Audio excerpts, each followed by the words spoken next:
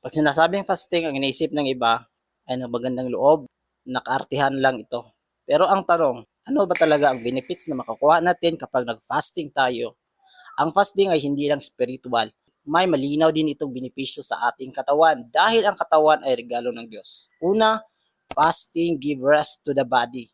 Kapag nagpapahinga ang tiyan, mas gumaganda ang function ng buong katawan. Sabi sa Ecclesiastes chapter 3 in verse 1, there is a time for everything and a season for every activity under the heavens.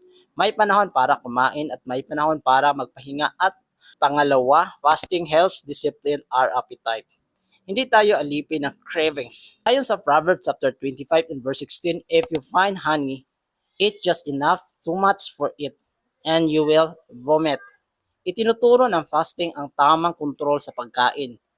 Pangatlo, fasting supports weight and sugar balance. Kapag hindi sobra ang pagkain, mas gumagana ang maayos ang katawan. Sabi sa 1 Corinthians chapter 10 and verse 23, I have the right to do anything you see, but not everything is beneficial. Hindi lahat ng gusto ng laman mabuti sa katawan. At pang-apat, fasting promotes body cleansing and renewal. Habang nagfa-fasting, nililinis at nire-repair ng katawan ang sarili nito. Ayon sa 2 Corinthians chapter 4 and verse 16, though outwardly we are wasting away, yet inwardly we are being renewed day by day. At panglima, fasting increases strength and clarity.